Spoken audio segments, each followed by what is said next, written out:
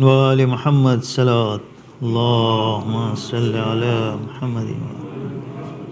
أعوذ بالله من الشيطان اللعين الرجيم. بسم الله الرحمن الرحيم. الرحمن علم القرآن خلق الإنسان علمه البيان. الشمس والقمر بحسبان والنجم والشجر يسجدان. والسماء رفعها ووضع الميزان ألا تطغوا في الميزان وأقيموا الوزن بالقسط ولا تكسروا الميزان. والأرض وضعها للأنام فيها فاكهة والنخل ذات الأكمام والحب ذو العصف والريحان. فبأي آلاء ربكما تكذبان. خلق الإنسان من صلصال كالفخار وخلق الجان من مارج من نار. فبأي آلاء ربكما تكذبان. رب المشرقين ورب المغربين. فبأي آلاء ربكما تكذبان. مرج البحرين يلتقيان بينهما برزخ لا يبغيان. فبأي آلاء ربكما تكذبان. يخرج منهما اللؤلؤ والمرجان. فبأي آلاء ربكما تكذبان. وله الجوار المنشآت في البحر كالأعلام. فبأي آلاء ربكما تكذبان. كل من عليها فان ويبقى وجه ربك ذو الجلال والإكرام. فبأي آلاء ربكما تكذبان. يسأله من في السماوات والأرض كل يوم هو في شأن.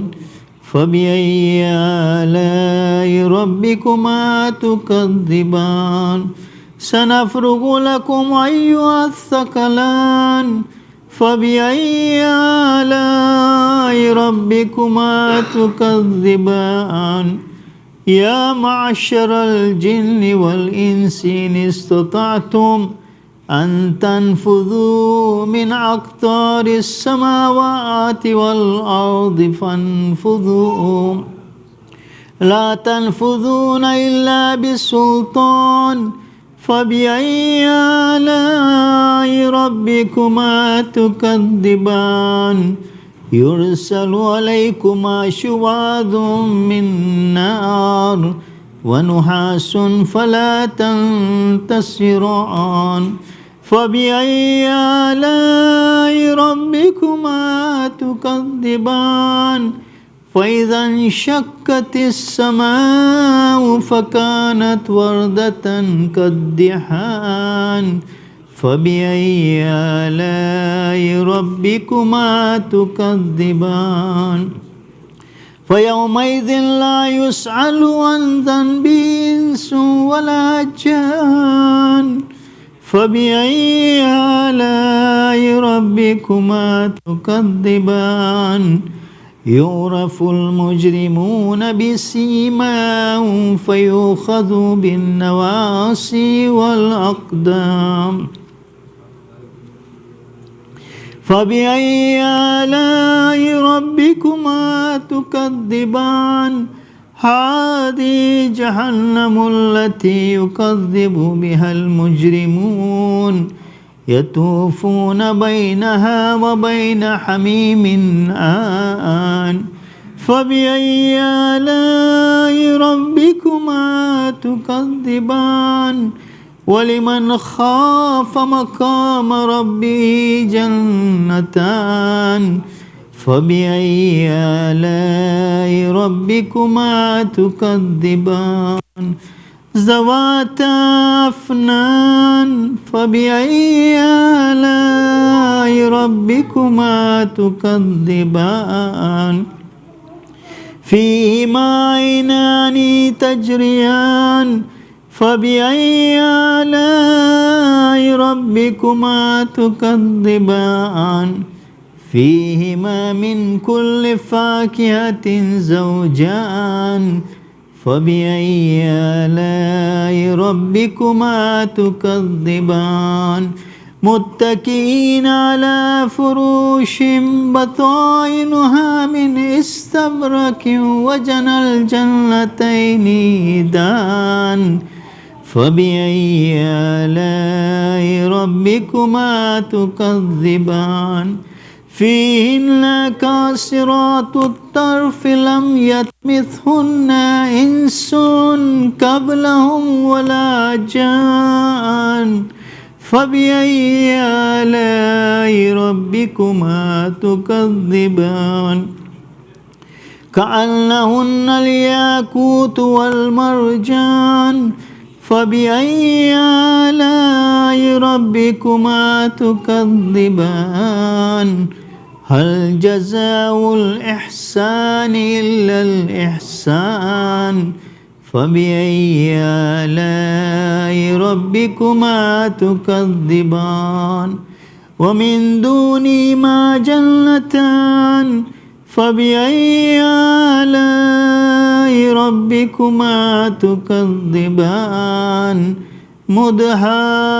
مدهامتان فبأي آلاء ربكما تكذبان فيهما عينان نضاختان فبأي آلاء ربكما تكذبان فيهما فاكهة ونخل والرمان فبأي آلاء ربكما تكذبان فيهن خيرات حسان فبأي آلاء ربكما تكذبان حور مكسورات في الخيام فبأي آلاء ربكما تكذبان لم يطمثهن إنس قبلهم ولا جان فبأي آلاء ربكما تكذبان متكئين على رفرف خضر وعبقري حسان فبأي آلاء ربكما تكذبان تبارك اسم ربك ذي الجلال والإكرام صدق الله العلي العظيم اللهم صل رحم الله من قرأ سورة المباركة الفاتحة.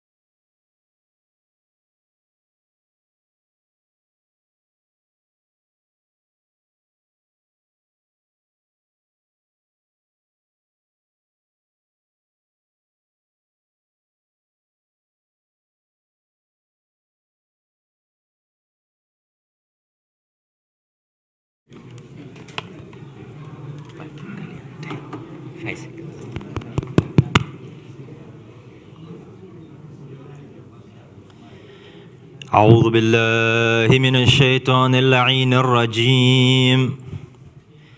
بسم الله الرحمن الرحيم. إن الله وملائكته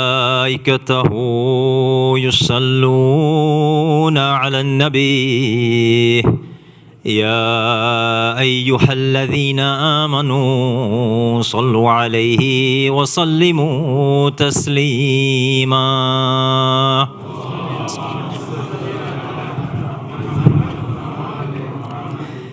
الله أكبر الله أكبر الله أكبر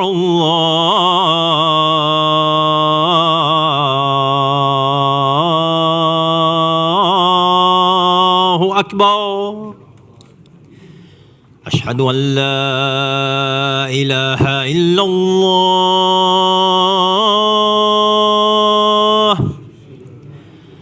أشهد أن لا إله إلا الله.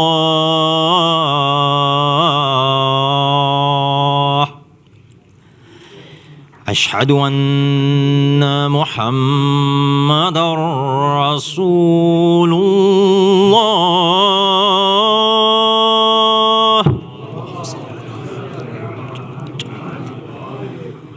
أشهد أن محمدًا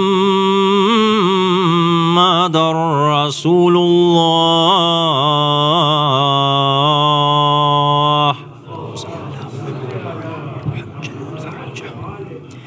أشهد أن عليا ولي الله. اللهم صل على محمد وآل محمد. أشهد أن عليا حجة الله.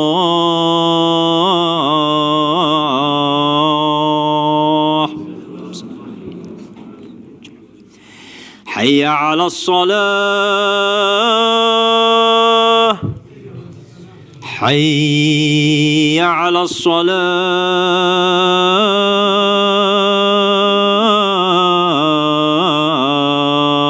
الصلاة.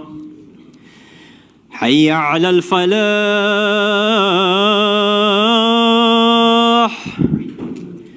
حي على الفلاح.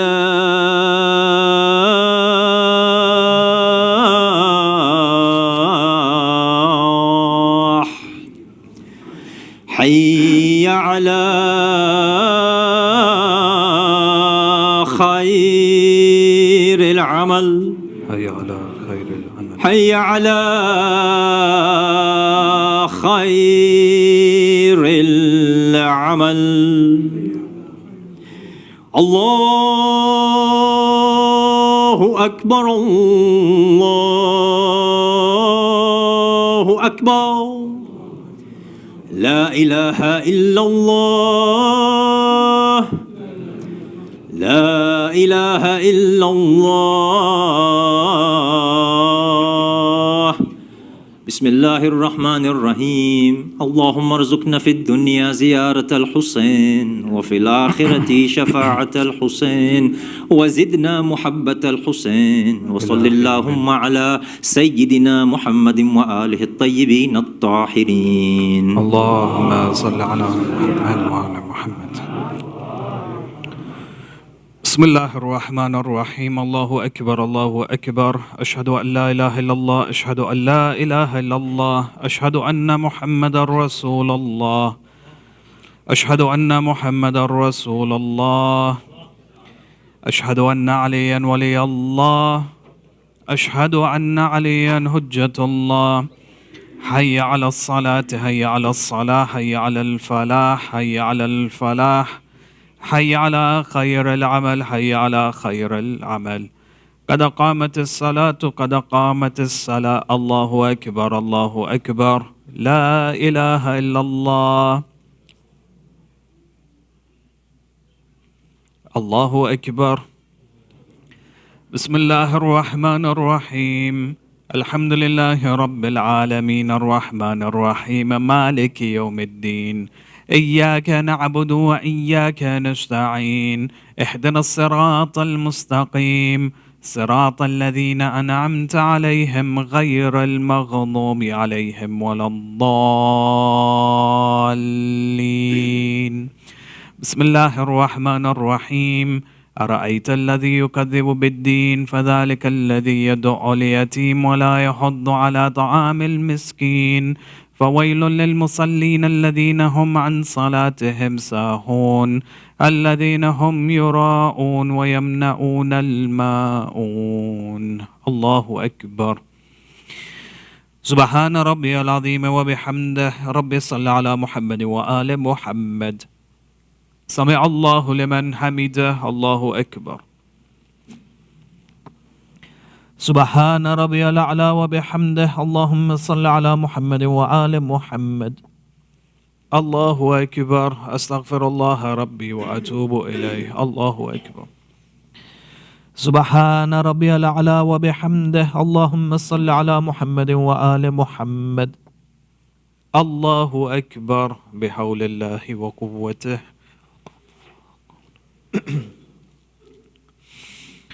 بسم الله الرحمن الرحيم. الحمد لله رب العالمين الرحمن الرحيم مالك يوم الدين. إياك نعبد وإياك نستعين. اهدنا الصراط المستقيم صراط الذين أنعمت عليهم غير المغضوب عليهم ولا الضالين. بسم الله الرحمن الرحيم. قل هو الله أحد الله الصمد لم يلد ولم يولد ولم يكن له كفوا أحد. كذلك الله ربي. الله أكبر. اللهم صل على محمد وآل محمد. يا الله يا رحمن يا رحيم يا مقلب القلوب ثبت قلبي على دينك. الله أكبر. سبحان ربي العظيم وبحمد. ربي صل على محمد وآل محمد. سمع الله لمن حمده. الله أكبر. سبحان ربي الأعلى وبحمده. اللهم صل على محمد وآل محمد. الله أكبر. أستغفر الله ربي وأتوب إليه. الله أكبر. سبحان ربي الأعلى وبحمده. ربي صل على محمد وآل محمد. الله أكبر. الحمد لله. أشهد أن لا إله إلا الله وحده لا شريك له وأشهد أن محمدا عبده ورسوله. اللهم صل على محمد وآل محمد بحول الله وقوته.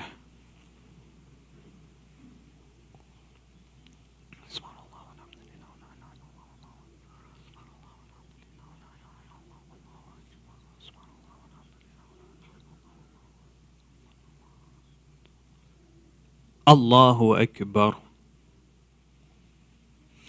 سبحان ربي العظيم وبحمده. ربي صل على محمد وآل محمد.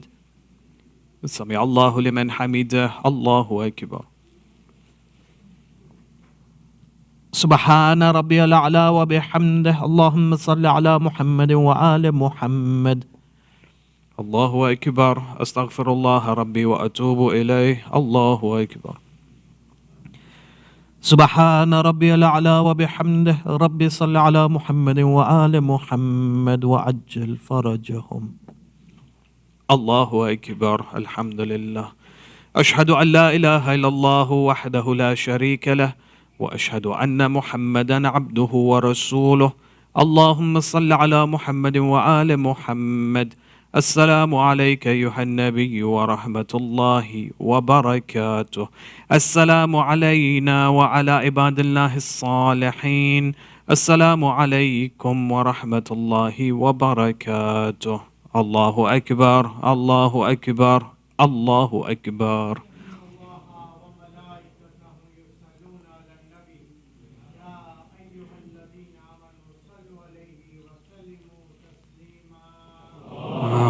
صل على اللهم صل على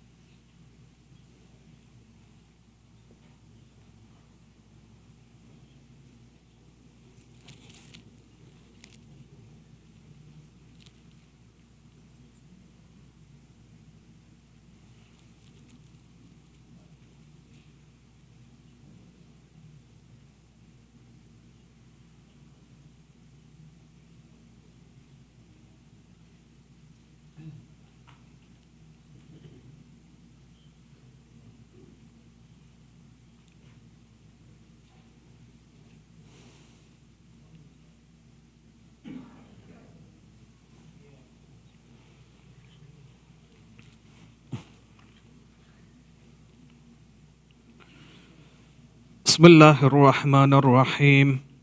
الله أكبر الله أكبر. أشهد أن لا إله إلا الله. أشهد أن لا إله إلا الله. أشهد أن محمد رسول الله. أشهد أن محمد رسول الله.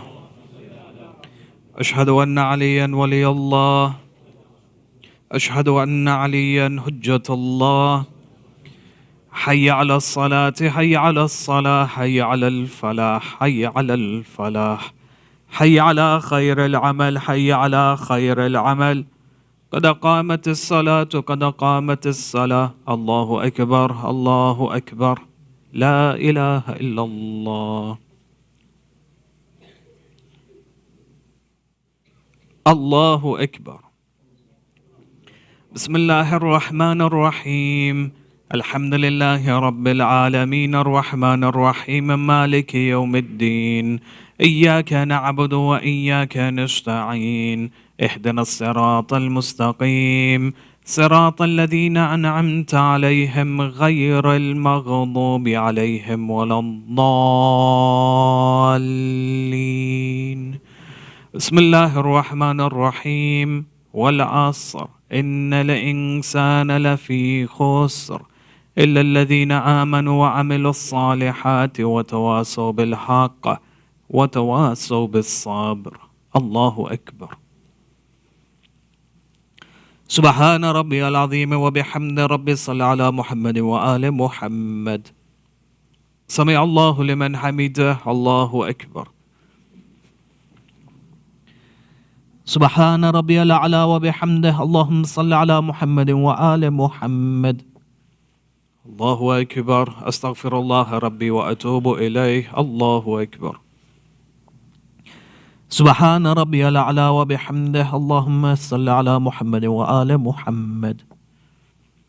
الله أكبر بحول الله وقوته.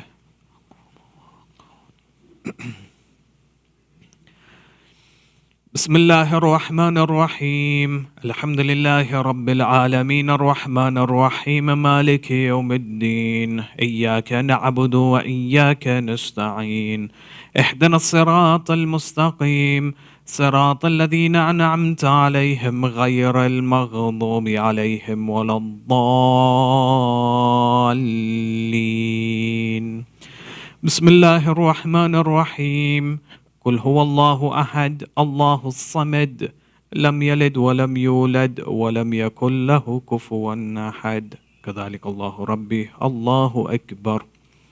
اللهم صل على محمد وآل محمد. ربنا آتنا في الدنيا حسنة وفي الآخرة حسنة وقنا عذاب النار. الله أكبر.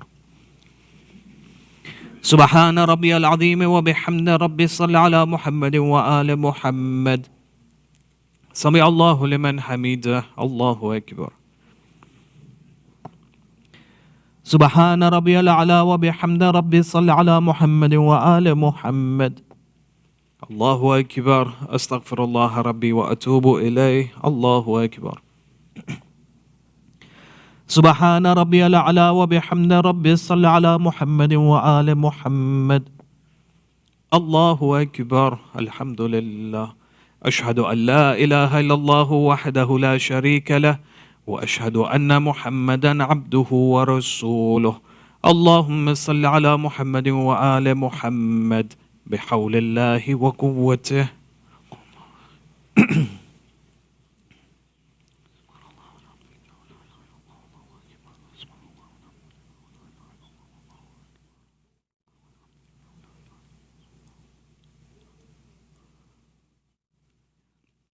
الله أكبر.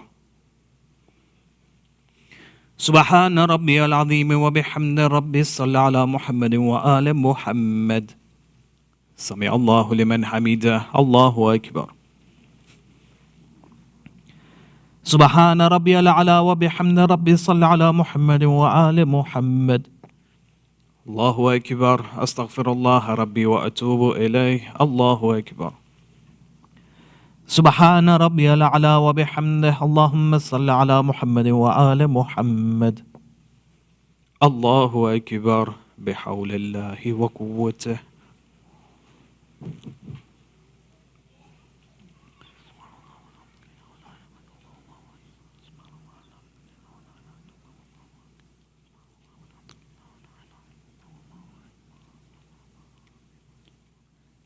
الله أكبر.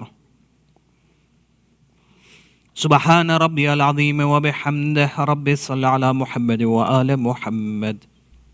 سمع الله لمن حمده. الله أكبر. سبحان ربي الأعلى وبحمده اللهم صل على محمد وآل محمد. الله أكبر. أستغفر الله ربي وأتوب إليه. الله أكبر. سبحان ربي الأعلى وبحمده اللهم صل على محمد وآل محمد وعجل فرجهم يا لا إله إلا أنت سبحانك إني كنت من الظالمين. الله أكبر. الحمد لله. أشهد أن لا إله إلا الله وحده لا شريك له وأشهد أن محمدا عبده ورسوله. اللهم صل على محمد وآل محمد. السلام عليك أيها النبي ورحمة الله وبركاته. السلام علينا وعلى عباد الله الصالحين. السلام عليكم ورحمة الله وبركاته. الله أكبر. الله أكبر. الله أكبر.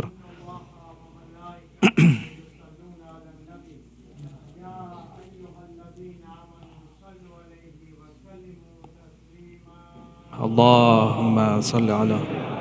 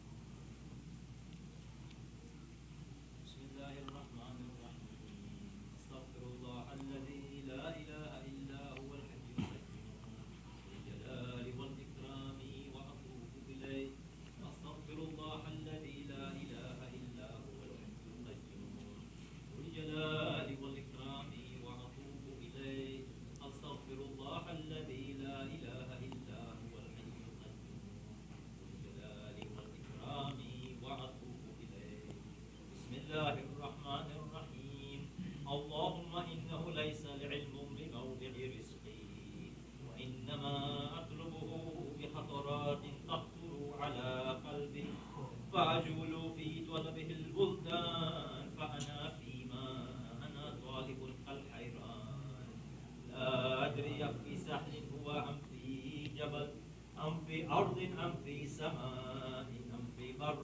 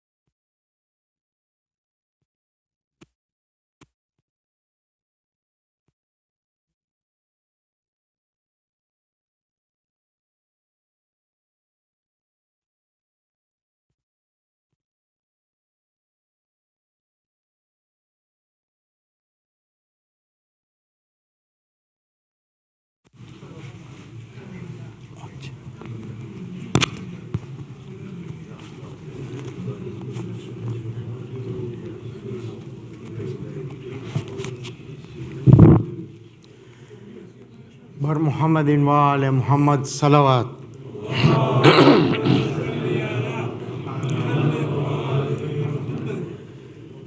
اکبر تمہیں معلوم ہے کیا مانگ رہے ہو،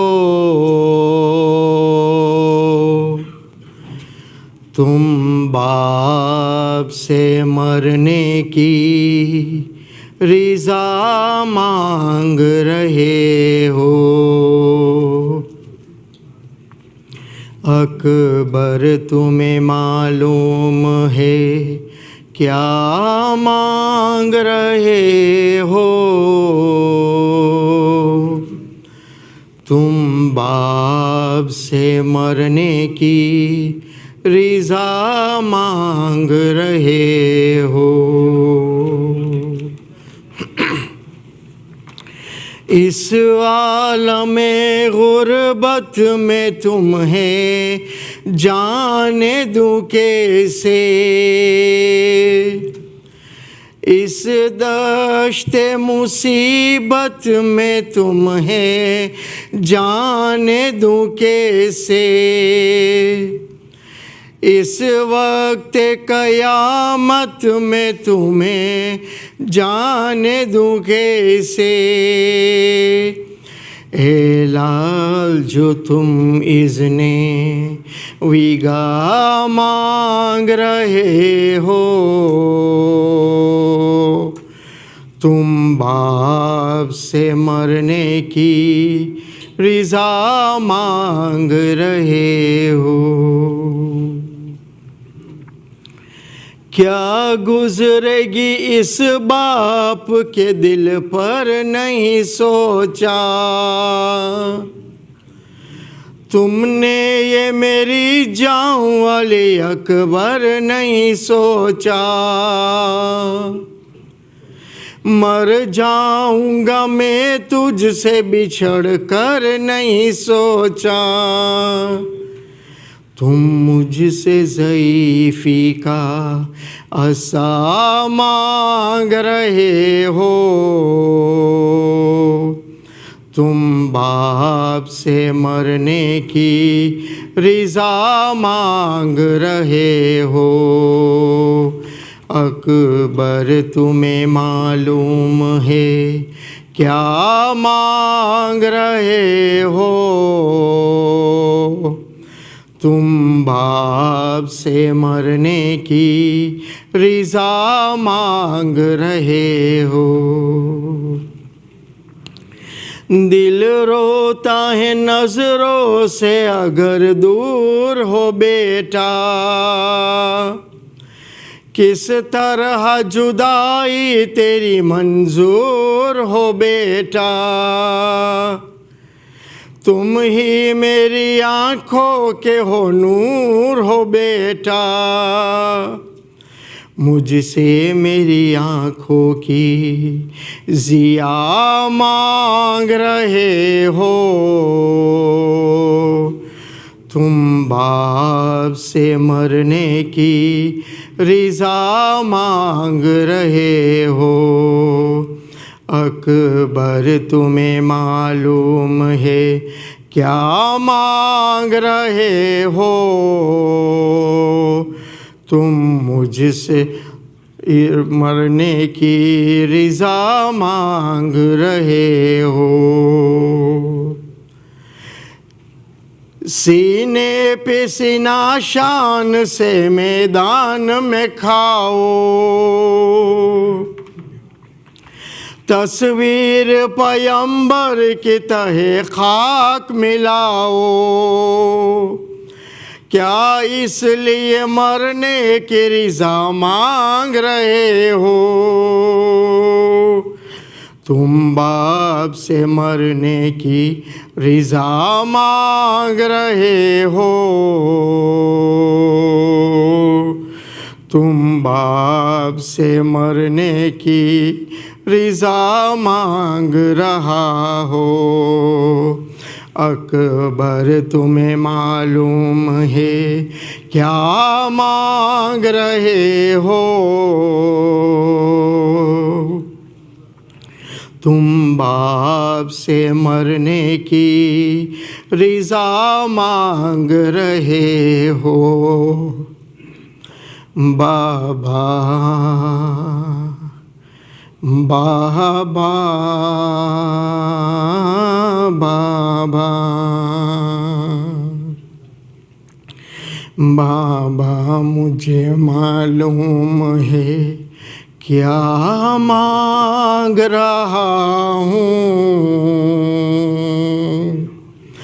ایک باپ سے مرنے کی رضا مانگ رہا ہوں بابا مجھے اماں نے بھی کچھ درس دیا ہے آداب وفا سے مجھے آغاہ کیا ہے پہلے میں مروں آپ سے وعدہ یہ لیا ہے بس اس لیے مرنے کی رضا مانگ رہا ہوں ایک باپ سے مرنے کی رضا مانگ رہا ہوں اکبر تمہیں معلوم ہے کیا مانگ رہے ہو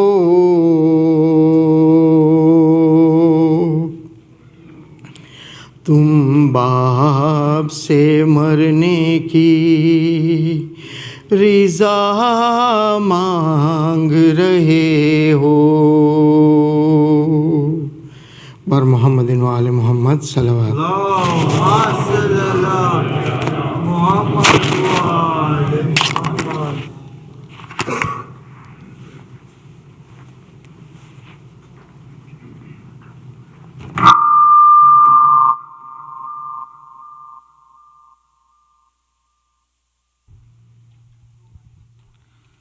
پر محمد و آل محمد صلوات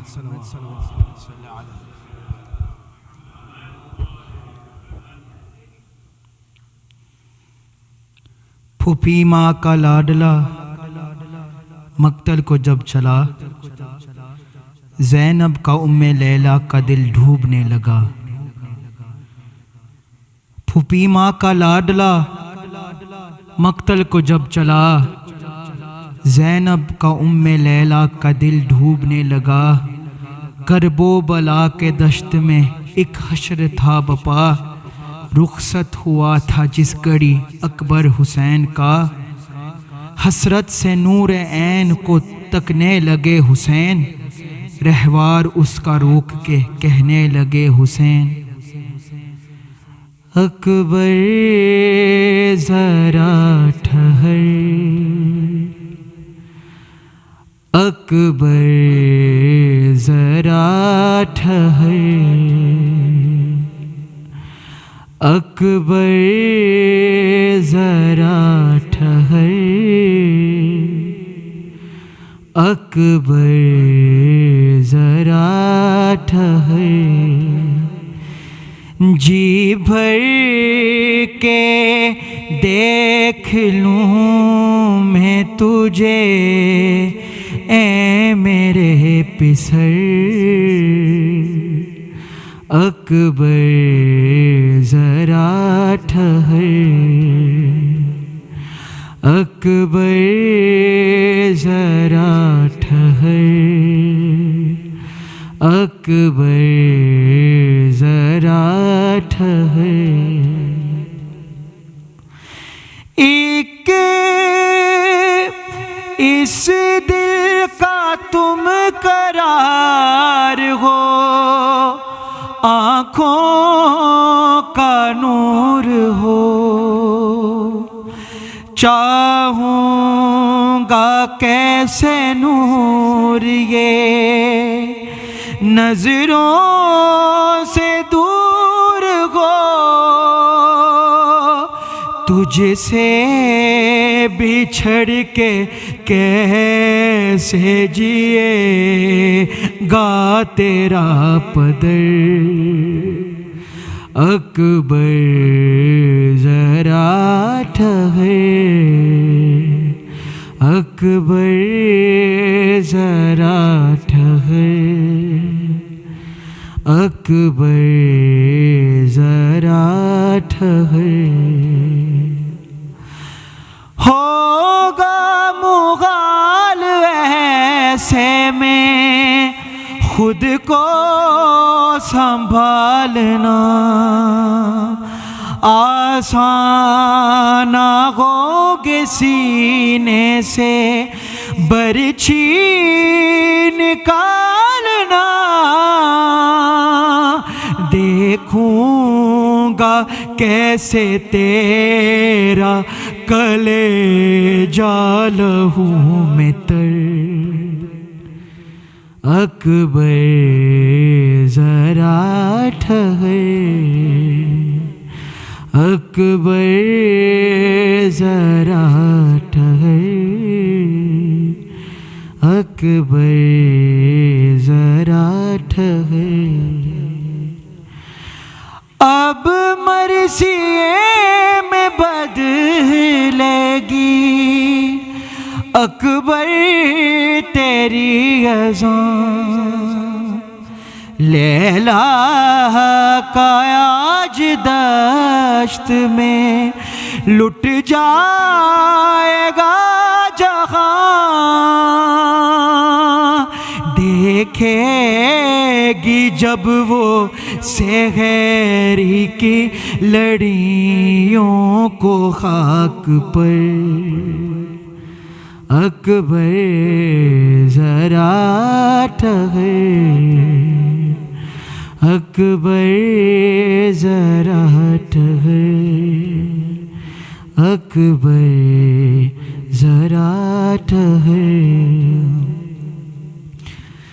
گھر لوٹنے کے وعدے کا وہ کر کے اعتبار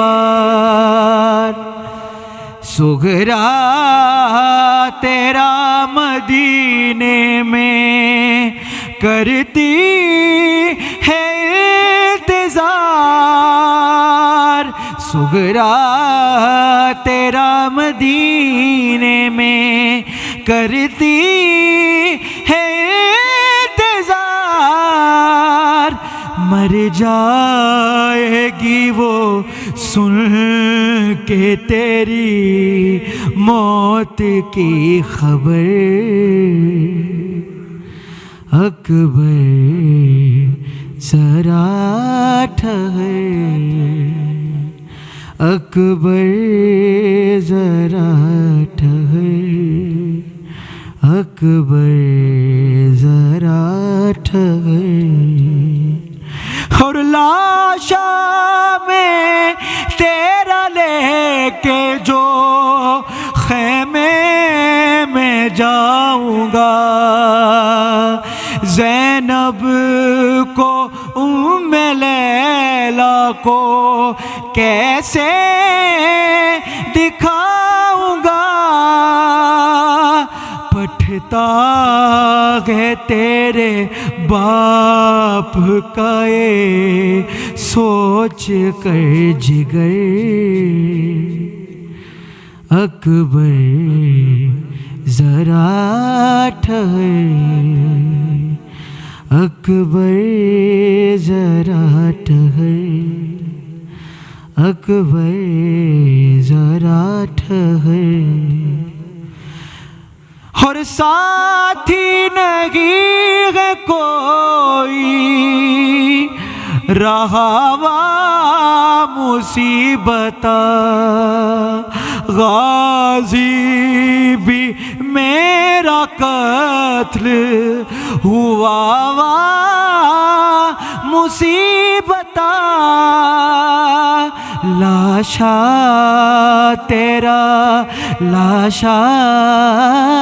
تیرا اٹھائے گا کیسے تیرا پدر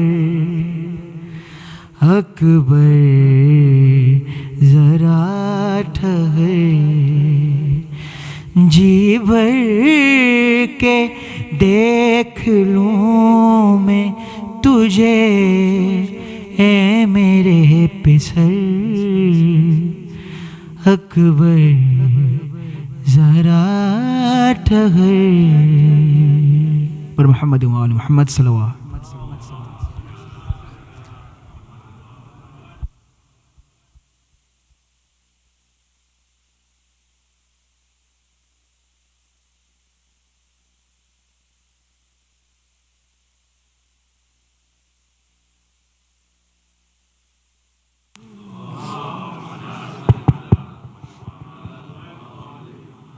One more time, please.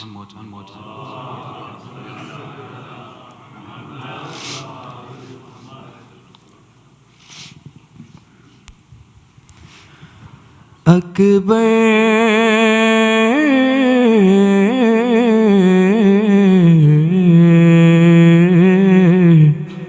ہائے اکبر ہائے اکبر، کہتی تھی یہ ماں خوبری میت سے لپٹ کر، کہتی تھی یہ ماں خوبری میت سے لپٹ کر، ہائے ہائے علی اکبر،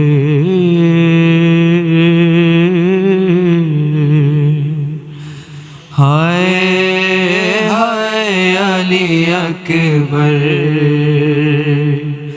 کہتی تھی یہ ماں خوبری میت سے لپٹ کر، ہائے ہائے علی اکبر،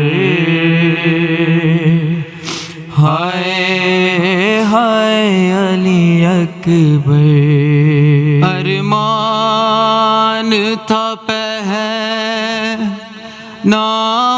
گی پوشاک شاہانی، افسوس کہ رسائی نہ تجھ کو یہ جوانی، کیسا تھا مقدر، ہائے ہائے علی اکبر، ہائے ہائے علی اکبر، ہائے ہائے علی اکبر، اتنا تو ذرا ٹھہرو تمہیں دولہا بنا لوں، بس ایک جھلک سحر کی صغرا کو دکھا لوں، بے چین تھی خواہر، ہائے ہائے علی اکبر، ہائے ہائے علی اکبر، ہائے ہائے علی اکبر، 18 برس پال کے پروان چڑھایا، وہ گیسو والا ہے میرا خون خون میں نہایا، یہ کیا ہوا دلبر، ہائے ہائے علی اکبر، ہائے ہائے علی اکبر، ہائے ہائے علی اکبر۔ ماں تیری جدائی میں بھلا کیسے جیے گی، مر جائے گی سغرا جو خبر تیری سنے گی، اب کیا کروں جی کر، ہائے ہائے علی اکبر، ہائے ہائے علی اکبر، ہائے ہائے علی اکبر۔ پہلے تو ایک آواز پہ اٹھ جاتے تھے بیٹا، اب اتنی صداؤں پہ بھی پہلو نہیں بدلا،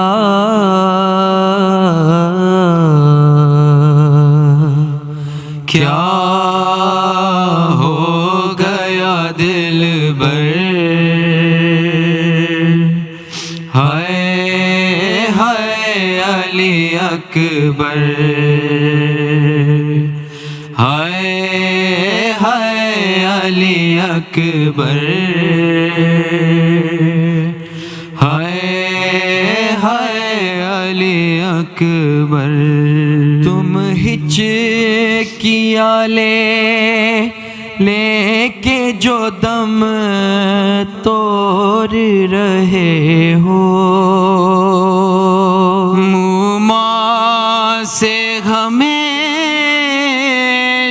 کے لیے مور رہے ہو، کیوں روتے ہو دلبر، ہائے ہائے علی اکبر،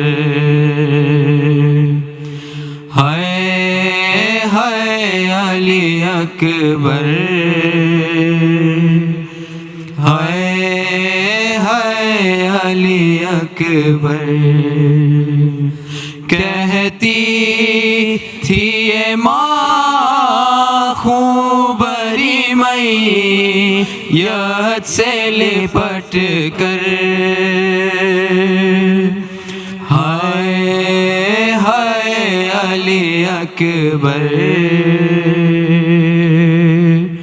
ہائے ہائے علی اکبر، ہائے ہائے علی اکبر، ہائے ہائے علی اکبر۔ صلوات علی محمد وآل محمد۔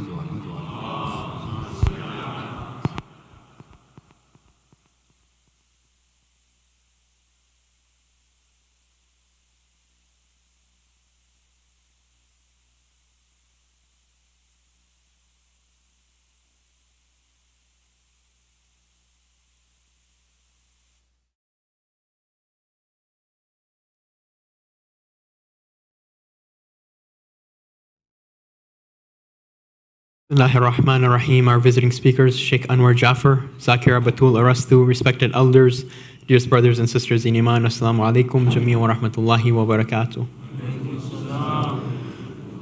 Surah Fatiha is requested for all Marhameen listed on the screen, as well as all other Marhameen. Surah Mubarak al-Fatiha.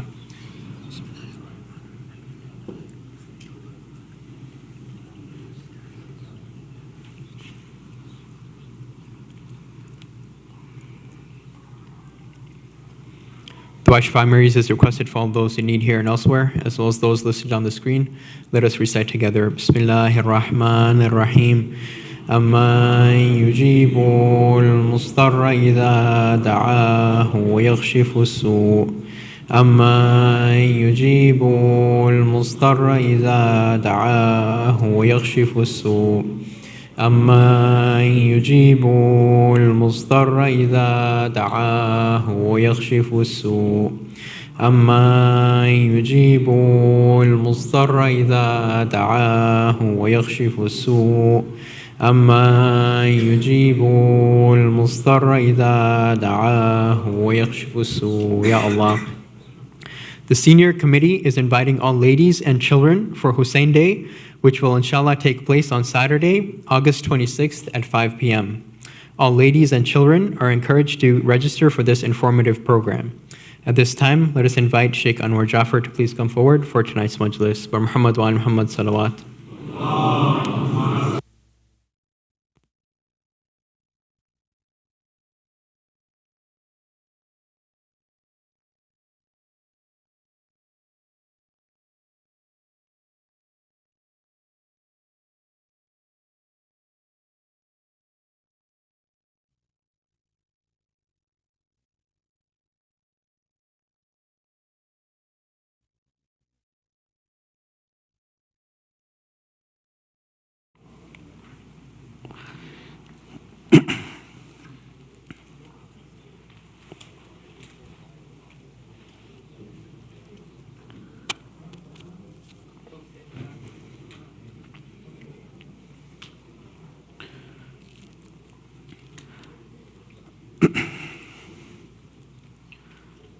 أعوذ بالله من الشيطان الرجيم بسم الله الرحمن الرحيم الحمد لله رب العالمين والصلاة والسلام على أشرف الأنبياء والمرسلين سيدنا ونبينا وحبيب قلوبنا وشفيع لذنوبنا وطبيب نفوسنا أبي القاسم محمد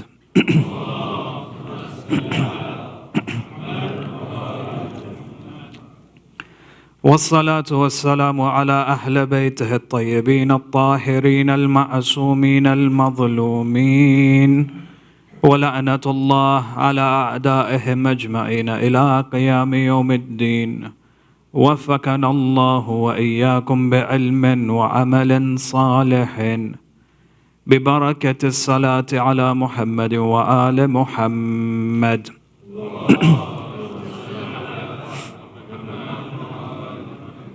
أما بعد فقد قال الله الحكيم في كتابه الكريم بسم الله الرحمن الرحيم وقل ربي زدني علما آمنا بالله صدق الله العلي العظيم.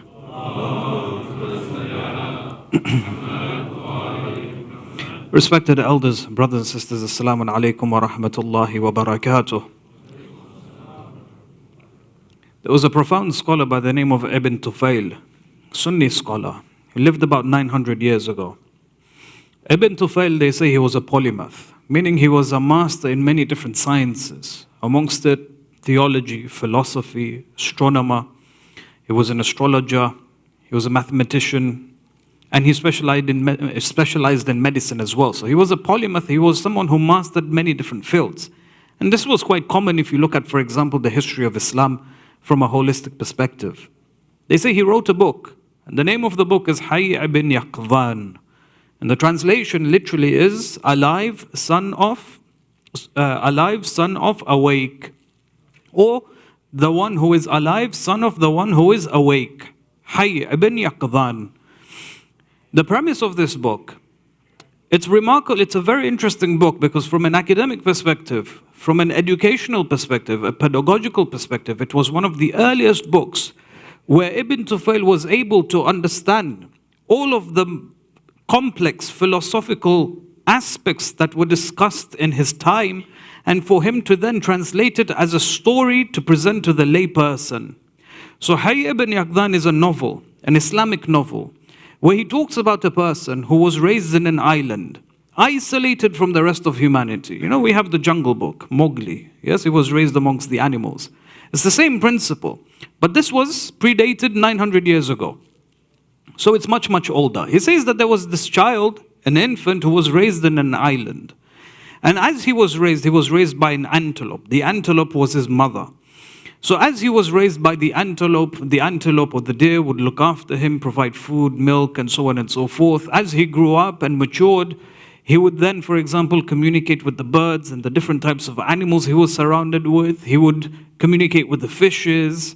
As he matured even more, he would then observe the existence that's around him. So he would observe the trees, he would observe the water, he would observe the behavior of the animals, he would observe the skies, and he would then study the stars. So as he matured, naturally, he was differentiated and much more distinguished in comparison to the animals that he was raised with.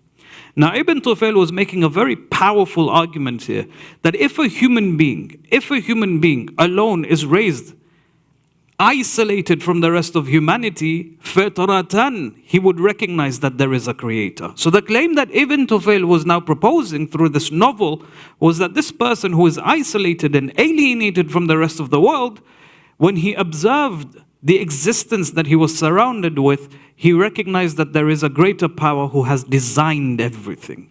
So that was the conclusion of this book. And of course, at the age of 30, he meets the first human being. Then he goes into society. When he goes into society, he then has interactions with the people around him. At the age of 49, then he begins to spread and is ready to impart knowledge to the people around him from what he's learned, from the wisdom that he's acquired. So this is a very, very powerful argument that is unanimously agreed. If you look at the essence of the religion of Islam, the message that it proposes is that the human being, if he is not impacted from his external environment, then naturally he will be nurtured to follow Allah, recognize Allah, and of course turn to Him in obedience. This is the fitrah of the human being, when it is not infiltrated by anything from the external environment. As human beings, because we live in a society, you realize that by communicating with people of different backgrounds, Sallallahu ala Muhammad wa ali Muhammad.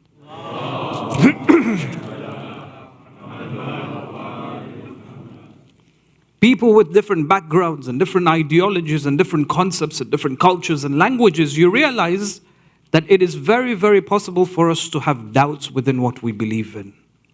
We've been taught one thing, but when we interact with the wider society, it's very easy for a doubt to enter our hearts. How we react and how we treat that doubt is the center of our discussion tonight, inshallah. You see, having doubt can be a good thing. Majority of the time it's a good thing because it's a platform, it's a catalyst for us to develop our faith and to become stronger. But sometimes it can overwhelm us and it can move us away from the religion of Islam or lose trust in the religion of Islam. Now, it's not as easy as saying that this is what one should do when a doubt occurs, because it's much more sophisticated. The discussion is much more sophisticated. When you look at Nabi Allah Ibrahim alayhi salam, they say that one day as he's walking, he sees a mayyit on the road. When he sees the mayyit, there's a thought that enters his mind. He says, how will Allah resurrect this particular mayyit? The ayah of the Holy Quran says, وَإِذْ قَالَ إِبْرَاهِيمَ رَبِّي أَرِنِي كَيْفَ تُحْيِي الْمَوْتَى. Show me how you will revive the dead. Allah's response is very interesting. He says, Ibrahim, أَوَلَمْ تُؤْمِنْ? Do you not believe? He says, no, the belief is there. The iman is there. But there is always this curiosity to increase one's level of yaqeen. He says, I have yaqeen. I don't doubt the power that you have to resurrect the dead, but the processes of how it's done, that's a very interesting aspect that I'm interested in understanding. So even someone like Nabi Allah Ibrahim alayhi salam, he has this curiosity to learn more about his religion, to learn more about the power of Allah subhanahu wa ta'ala. Likewise, within our lives as normal human beings, you find that we have a sense of curiosity, maybe perhaps a doubt will come towards our way, and we want to kind of relinquish ourselves from this doubt, to try and understand what exactly the Islamic position is in many different areas and dimensions of our lives. So with regards to this, you find that the scholars came forward and they said that there are three levels of the human being. There is a level of the human being where the person recognizes himself to be a Muslim. He has knowledge. But his knowledge is very, very much superficial.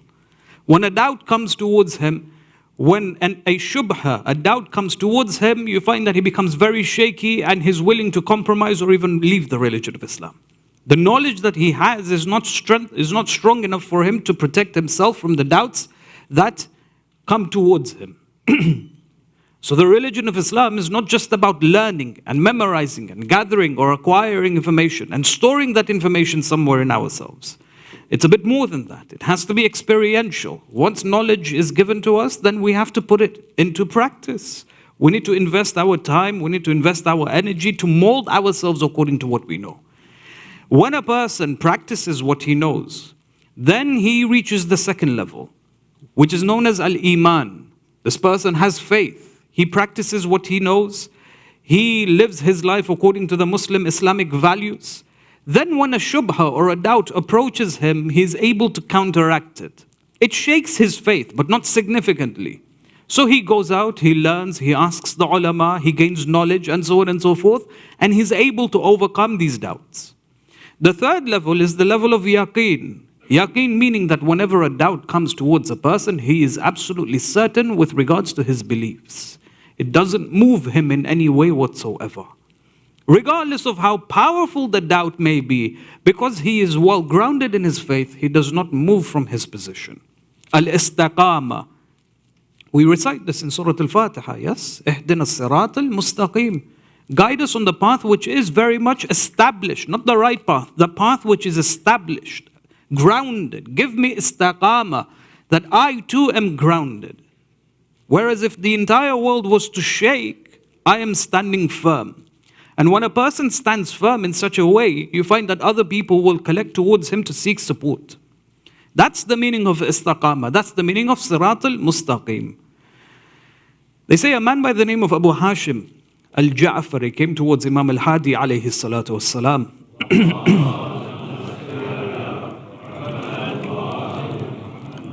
And the moment he left his house, he was very much agitated. You know, sometimes we reach a point in our lives when we want to complain. We want to open our hearts to someone. We don't want anyone to give us solutions. We just want them to listen to us. We want to complain. That was his attitude. He left his house. He was suffering from a number of different problems. Majority of it, the predominant one was poverty. So there was something happened. Someone took some of his money away and he wanted to complain. So he came towards the Imam. And throughout the journey, as he's walking to the house of the Imam, he's thinking about what to say to the Imam. The moment he meets the Imam alayhi salam, the Imam looks towards him and he says, Ya Aba Hashim, for which blessing have you come to me to mention about? Like, which blessing has Allah given you for you to come to me and to tell me about this particular blessing? So Abu Hashim is now thrown aback. He loses his balance a little bit. He's like, hold on a second. I didn't come here to mention the blessings that Allah has given me. I've come to mention some of the difficulties that I'm going through. But the perspective that the Imam approached is very, very interesting. That in times of trials and tribulations, Ya Abu Hashim, think about the good that Allah has given you rather than the bad that you've lost. So anyways, in the course of the discussion, the hadith mentions, it says, Ya Abu Hashim, let me highlight something for you. You say that you're poor, that you're indigent, and you are in need. What if someone was to come towards you and tell you that I'll give you 100 dinars, release yourself from the faith, denounce the Ahl al-Bayt? So Abu Hashim says, no, I wouldn't do that. He says, what about 1,000 dinars? He says, I wouldn't do that. He says, what about 10,000 dinars? He says, no. 100,000 dinars, 1,000,000 dinars. The Imam keeps increasing the number. It says, Yabna Rasulullah, there are boundaries. When it comes to faith, when it comes to belief, there are boundaries. And I'm not willing to sacrifice this. It says, Ya Abu Hashim, do you not recognize that you have an asset within your hands that is worth all of the jewels and the money of the world? And yet you call yourself a poor man? Now that's a very interesting insight or approach that the Imam alayhi salam is establishing. That many a times when we call and identify ourselves as Muslims, there's something so valuable in our hands, but we don't recognize it. Until and unless we go and study what's there within our hearts, we don't recognize how powerful and valuable this Islam is.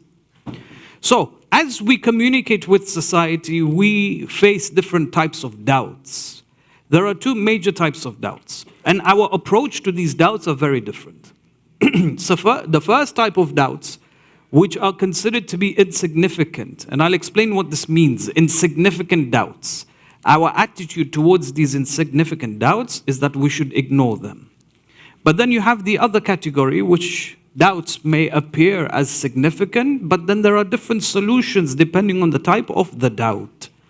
So with regards to the first, you'll find that many a times within our lives, we have this thing to constantly doubt or question. And it may appear as something significant, but in the root or in the reality of it is insignificant. You know how some individuals have OCD? Yes, the behavior of a person who has OCD, obsessive compulsive disorder, it's not normal, it's not natural. When we observe them, we say that this person is suffering from something, isn't it? This is part of the conventional language. Whether, when it comes to wudu, for example, it takes him a very long time to perform wudu. When it comes to ghusl, likewise, it takes him a very long time to perform ghusl or cleaning or whatever it is.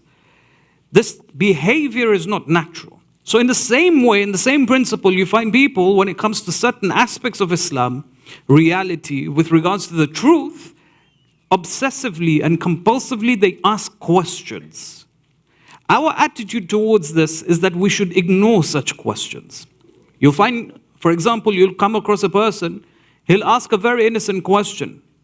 How do I know that God exists? And this has been cases, if you research in certain case studies amongst the scholars, they've come across individuals like this many a times. The person will ask, how do I know that God exists? They know the rationality or the rational proofs as to why God exists. They know all the arguments. Objective morality, for example, the cosmology example, theory, and so on and so forth. When they look at the design argument, they know all the different arguments and the rational proofs to prove the existence of Allah subhanahu wa ta'ala. So even though you have knowledge that is there presented within the Quran, within the ahadith, that which has been expanded by the scholars, there is still that doubt that's there within the mind. How do I know that God exists? I've just witnessed a child die. Where is the mercy of Allah subhanahu wa ta'ala? You know that He exists. Intellectually, you know He exists. But then these doubts, these thoughts appear within the mind. What happens in this scenario? It is the responsibility of the person to ignore them. Within our fiqh, for example. In the fiqh discussion, if a person has kathir al-shak, a person who has constant doubts, what's his responsibility? His responsibility is to ignore them. Why ignore them? They say because one of the tools that shaitan uses to dissuade people away from religion is through shak. When you look at, for example, fiqh, a person who's constantly performing and redoing his wudu, it takes him longer than needed. What's happening here is that if he continues with this behavior, I know it's easier said than done. It's very, very difficult for a person to just switch this, to flip the switch and behave in the opposite or in a different manner altogether. But the philosophy is very interesting. If a person is constantly performing his wudu and it takes him a long time to perform his wudu, to pray his salah, the act of salah in itself, which is meant to be easy, becomes very, very difficult.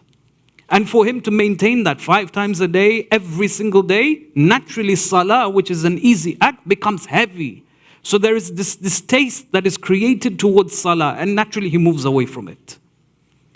Waswasa to shaitan is not something that should be belittled. Yes, waswasa to shaitan is an actual reality which is highlighted within the Holy Quran.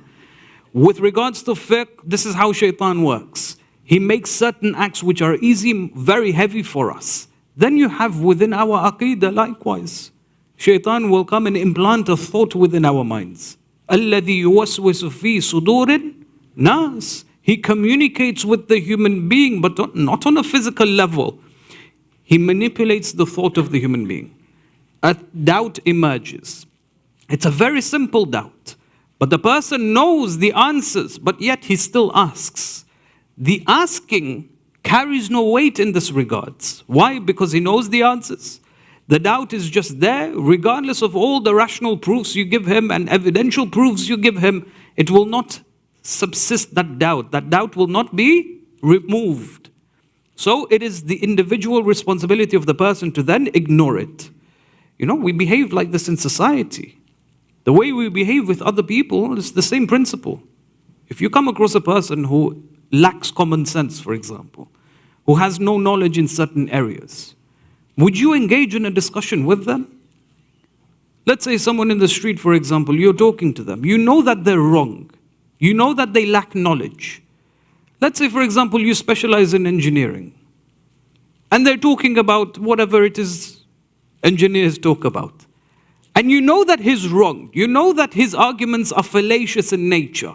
Are you going to stand there and continue the discussions with him? Or continue having that discussion with him? The ayah of the Holy Quran says, وَإِذَا خَاطَبَهُمُ الْجَاهِلُونَ. When you engage and you speak and you communicate with a jahil, what do? What's your responsibility? قَالُوا السَّلَامَ. Cut the discussion off. Don't waste your time. There are boundaries. Set those boundaries. Say salamun alaykum and walk away. Because you know that by continuing having a discussion with them is not going to benefit you, nor is it going to benefit them. You have to ignore certain social communications, especially when you're communicating with a jahil. Based on the same principle, there are certain thoughts, when it appears within the mind, it has to be ignored. If it is not left ignored, it begins to grow. And when it grows, it affects the heart of the human being. Sallallahu ala Muhammad wa ali Muhammad.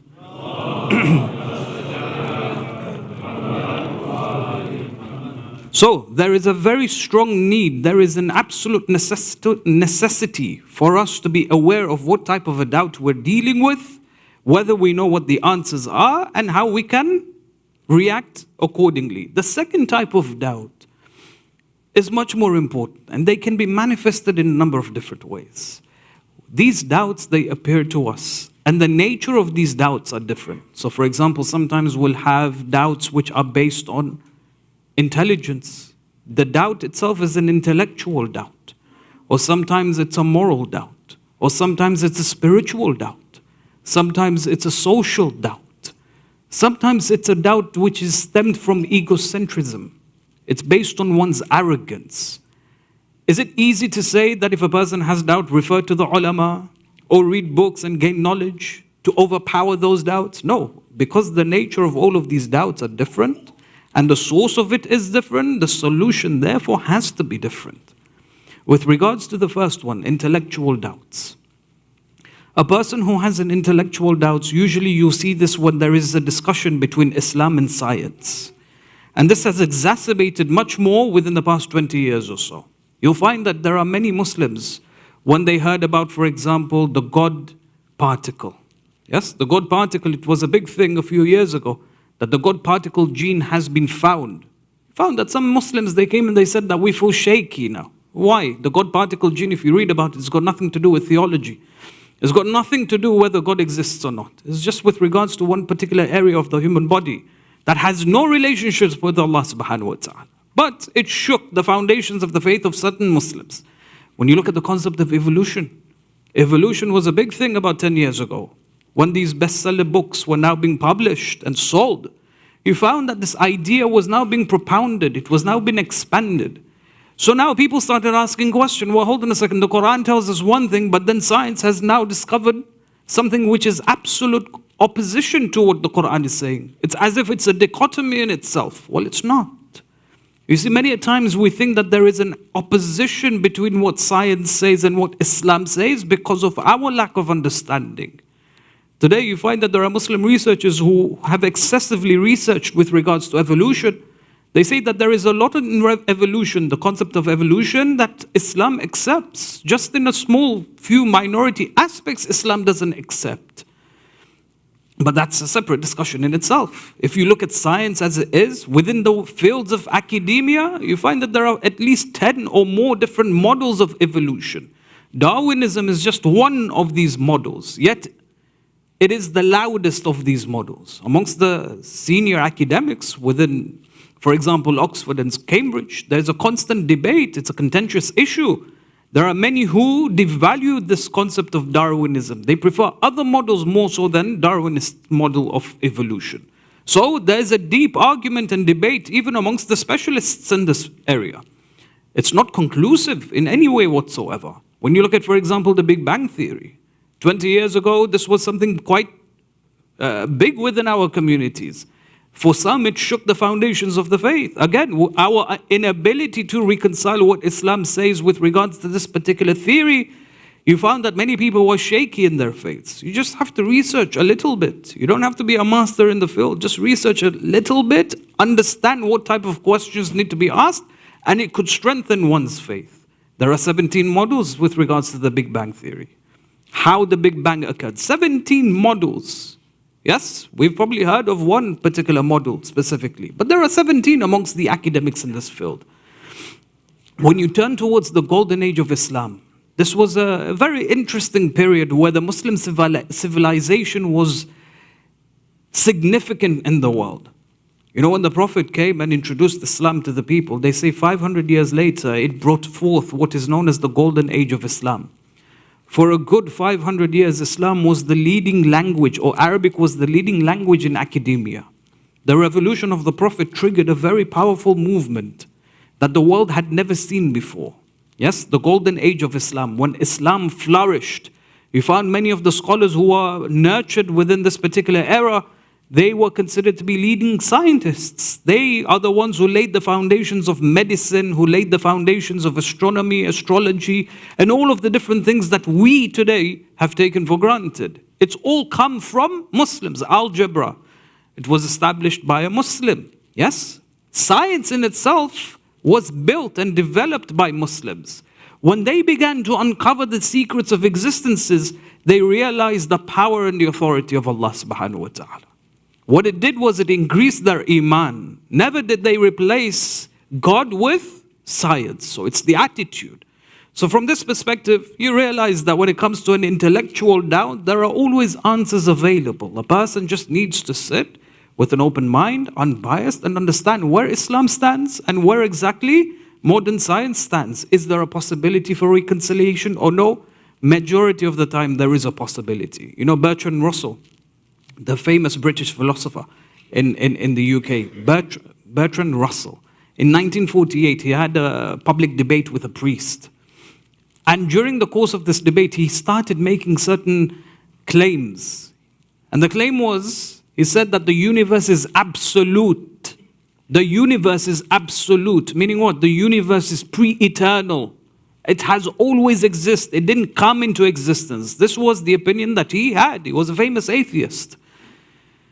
A few years later, now people, of course, they were questioning, well, Christianity says that the universe is created, just like how Islam claims that the universe was created. But then you have a great intelligent philosopher, a very intellectual philosopher telling us that it's always existed based on the science that existed in his time. Later, in the coming years, it was falsified that the universe has never existed pre-eternally. The universe did come into an existence. The Big Bang Theory proved this, yes, that there was a point when the universe was initialized. So again, the idea that science always has the capacity to change what they present to us today is not engraved in gold, that it can't be changed anymore. Beyond this, there's a recognition. The Greek philosophers were very much aware of this. You have the idea of what is known as the sophists, the Montebankers. The sophists were those who claimed themselves to be scholars. They wore the garment of scholars, but they only cared about winning. So they would constantly debate, and this was their area of speciality. They would go and debate, and they were very powerful orators. So Plato, for example, Aristotle, when he speaks to their students, when they speak to their students, they say, be wary of the sophists. Do not listen to them. Don't even sit with them, because through their words, they'll be able to convince you. They disguise themselves as intellectuals, as scholars, but they will misguide you. Do not sit with them. These are the words of Plato and Socrates and Aristotle and so on and so forth. The sophists, they only cared about winning arguments, so they would constantly debate with the people. Today we have the same. In fact, civilizations throughout have seen people come forward and disguise themselves as scholars. But you and I as laymen, we don't recognize the level of their ilm. Because they speak good, because they're very, very eloquent, we consider what they say to be true. Only what is required is for us to sit back, take their arguments, expand it, see where exactly or how exactly they formulate their arguments, and by doing so, you'll understand where exactly they've gotten wrong, or what arguments they've actually gotten wrong, and how they're fallaciously now presenting it to the people. Now, not all of us have this ability, so there is a need to refer to the ulama. The ulama, when they look at all of the arguments that are presented with regards to atheism, they can dissect it in a very beautiful way and say, this point that they've made, it doesn't match. And hence the conclusion that they're coming towards doesn't make sense. The issue today in the Muslim world, and I'm not talking about the Shi'i world, the Sunnis have a lot of issues within this particular area, and we have our issues as well. You have what is known as the new scholars, yes, the new age of scholarship, where certain ideas, certain concepts, certain ahkam are changed. So when we look at the changes of these ahkam, which tend to make our lives very, very easy, we are more affiliated, or we choose to be affiliated with them. You've got this person who has presented, by the way, this is a big issue within the Sunni world, trust me. So they present an argument, they change laws based on the standards of society. So when they change laws based on the standards of society, you see that because Islam is now providing a very easy path of how to live in Western secular societies, a lot of people tend to follow such individuals. But then when understanding that this new scholars are now presenting new ideas which are changing the mainstream idea, we turn towards the mainstream scholars and we start asking questions. Why are they so stubborn?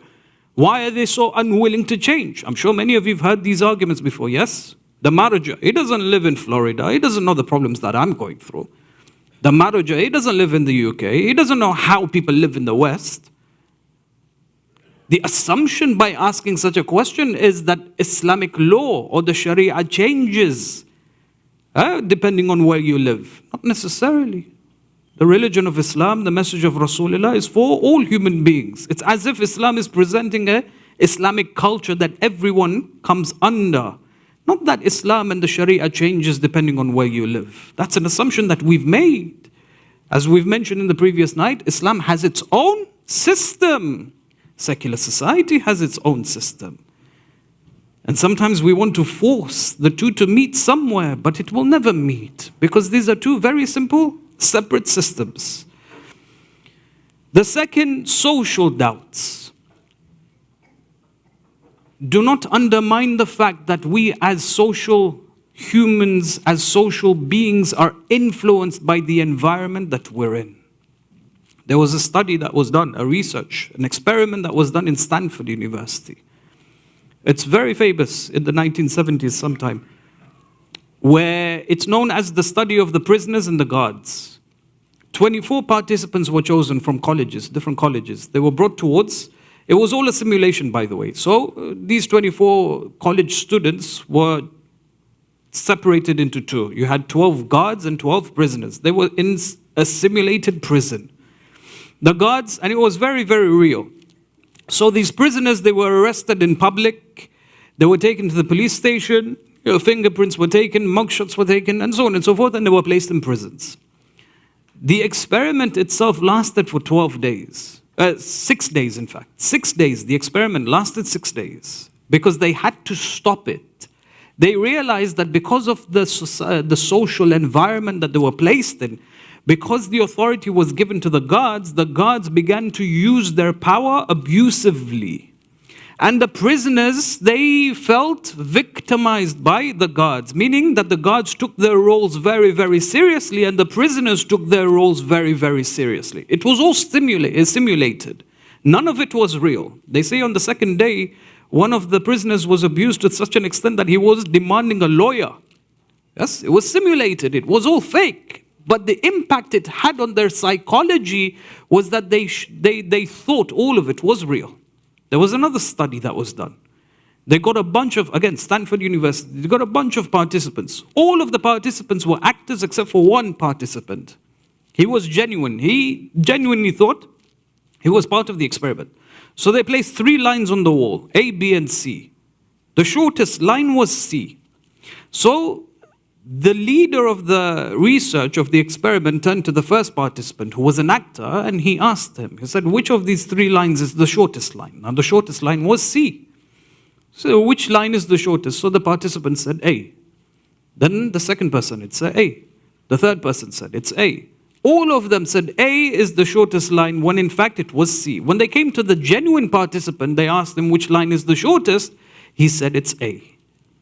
People are influenced by the opinions that others have, and it affects us. It changes our understanding of what's real and what's not. So, Sallu ala Muhammad wa ali Muhammad.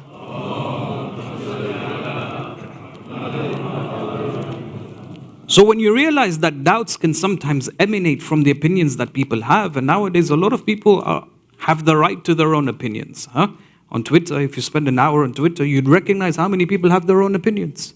You'll have a PhD who will post a tweet based on his research that he's conducted for the past 10 years, but then you'll have a layman on Twitter debunk him, for example, by presenting his own ideas. It's like sometimes we have to realize what our level is and what the levels of the ulama, and sometimes the professionals are in their own respected fields. The opinions of others can have an effect on us when it comes to our approach to reality. Then you have the third type of doubt, which is known as spiritual doubts. I feel disconnected from Allah subhanahu wa ta'ala. You know, there's that idea, I feel disconnected from Allah. It's as if Allah has abandoned me. When you read the Quran tells you that, La taqnutu min rahmatillah. Do not lose hope in Allah subhanahu wa ta'ala. But this thought always comes to our minds, especially when we commit sins. You know, the nature of committing sins is that there is a great deal of regret and remorse that comes after. And this is when you feel it. That Allah, He doesn't look towards me. He's abandoned me. He doesn't shower His mercy upon me. Because the doubt in itself is of a spiritual nature, the solution or the response has to be of a spiritual nature. This is when the ulama say that whenever you feel disconnected with Allah, do as much as you can to connect with Him. Engage in adhkar. Engage in dhikr. Don't undermine the powerful adhkar that are there within our sources. Repeating adhkar is also phenomenal. You know, by repeating 100 times, 150 times, 200 times a particular statement like Subhanallah, for example, what you're doing is you're now helping your mind rewire. You're tapping into the unconscious or the subconscious part of the mind. You're now training it, you're rewiring it so that it becomes embedded with the institution of Tawheed, with the principles of Tawheed. That has an effect on your life, more than you would be aware of. To engage in salah. You know, we have this idea, it's time for salah, but you know, I've been working all day, I'm sweating, let me go shower and then I'll pray salah. I'm hungry, let me eat and I'll pray salah. I'm tired, let me go rest for a bit and then engage in my salah. We have this idea. If I was to engage in Allah subhanahu wa ta'ala through salah or with Allah through salah, and I'm tired and I'm hungry and I'm, dirty, maybe that salah is not accepted. I'm standing before the King of Kings. At least I should be clean. Ayatollah Bahjat has a very beautiful, profound statement here. He says that the fundamental time, the priority should be awwal al-waqt. When you do so, there are certain benefits that you acquire. All of these different things, these are just excuses for you to delay it. He then goes on to say, he says that our teacher, Ayatollah Ali al-Qadhi, Sayyid Ali al-Qadhi, who was a famous, one of the greatest urafa of the previous generation, he says, he quotes his teacher, he says that those who pray on time, I guarantee you, you will see success come towards you in your life. Things will eventually work out for you.